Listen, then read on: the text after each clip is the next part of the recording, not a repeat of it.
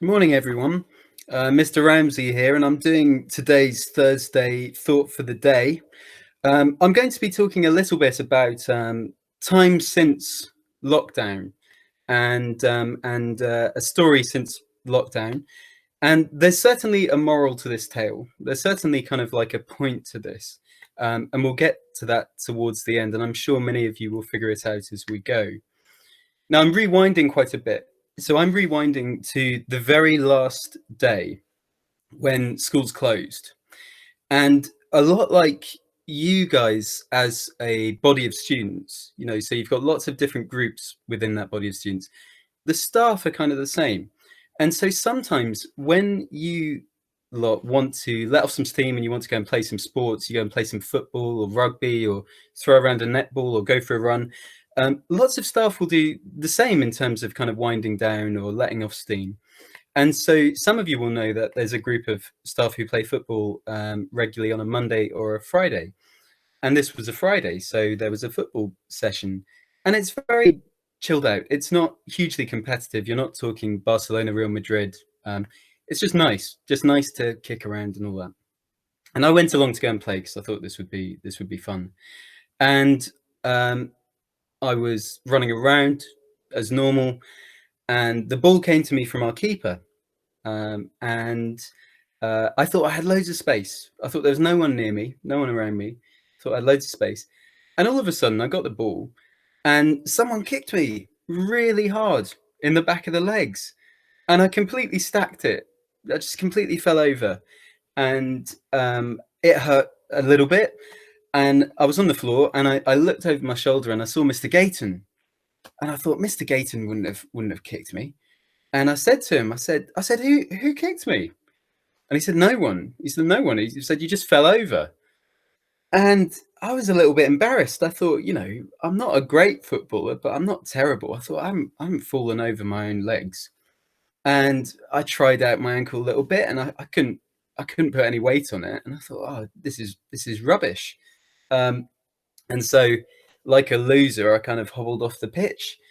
And I let the all-stars keep playing. So, Mr. Gayton was there, Mr. Pettifer, Mr. Curran, Mr. Milburn, Mr. Ebbage, and Miss Mordew was there, and they just carried on playing. And I was sitting there, and I felt really dejected. I thought, I've tripped over my own legs. Anyway, fast forward a little bit. I managed to get home, and my ankle and my foot swelled up quite a lot. But I thought, I've just rolled it. It's not that bad. It's not painful. And I kept on putting off, trying to sort it out. And I thought, I can limp around the place, it's fine. And given the context, and given the way coronavirus was affecting everything, I thought, I don't want to waste anyone's time. I'll just get better. And I was hobbling around, and it's kind of painful, but it was all right. And I was able to walk a little bit, and I could do volunteer shops for elderly people. So it wasn't that bad. And I was thinking, in the context of things, I'm not complaining. But then 1 week turned into 4 weeks, and it was still really damaged. And I thought, probably get it sorted soon. And then that turned into 5 weeks. And every time I knocked it, if I misstepped, it was really painful. So eventually my wife said, look, you've just got to get this sorted. So I phoned the GPs, and I went about trying to get it sorted out. And I really didn't want to put any pressure on the NHS, because I thought, they're doing such an amazing job, and this is irrelevant. This is like nothing. But after quite a lot of backwards and forwards seeing different people, it turned out that actually there was quite a lot of damage. And what I'd managed to do was I'd managed to rupture my Achilles tendon, which is quite bad.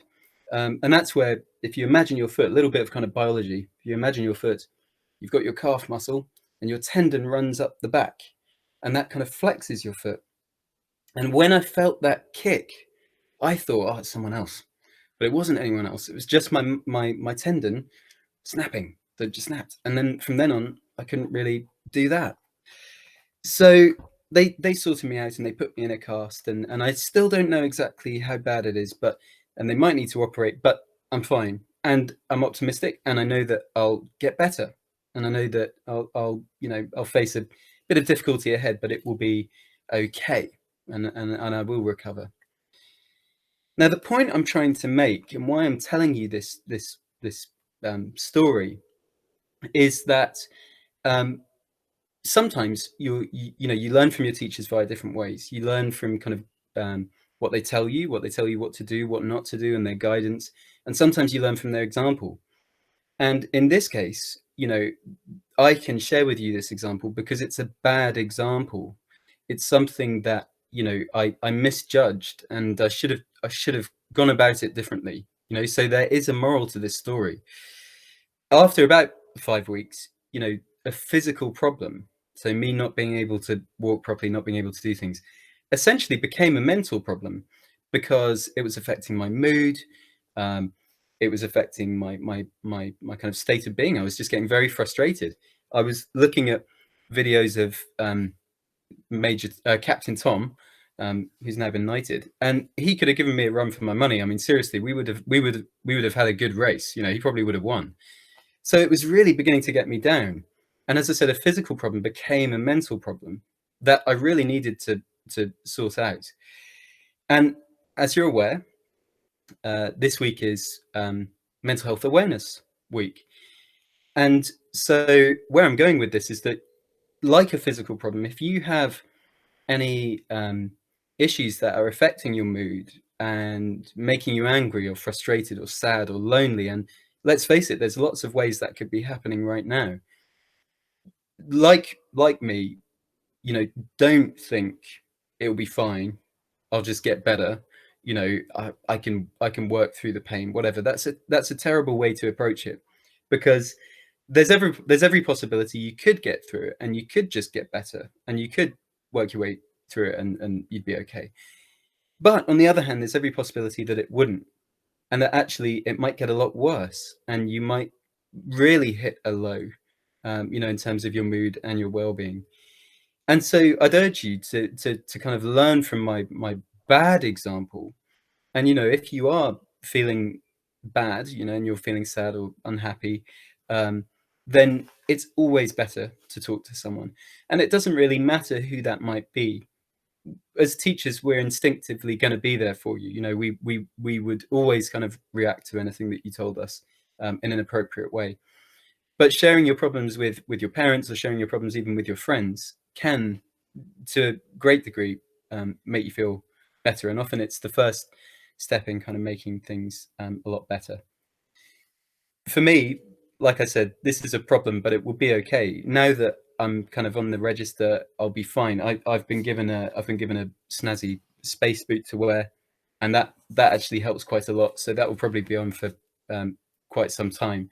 But yeah, it will get better. And I'm still aware that even though this is a setback for me, I'm still aware that there are so many people who've been going through so much worse, and have really been struggling and facing real tangible difficulties. So I know that in the grand scheme of things, I will be fine. But I do urge you, if you are feeling kind of remotely sad or worried, you do need to talk about it, or you do need to find a way to get better.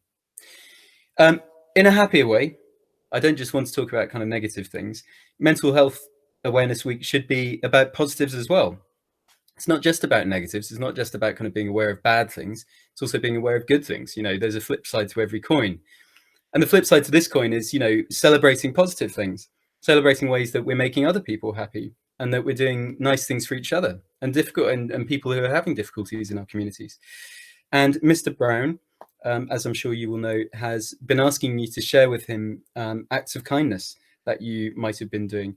And even through talking to a couple of people in lessons, I know that so many of you are helping people all over the community. So as much as this is a story about getting better and about doing the right thing and trying to seek help, it's also about sharing those good things.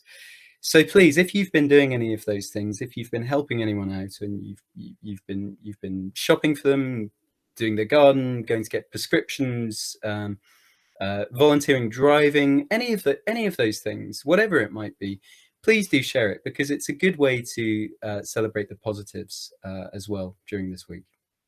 Thank you for listening. I hope you took something from that, and I also hope to see you very soon if the news changes. Thank you.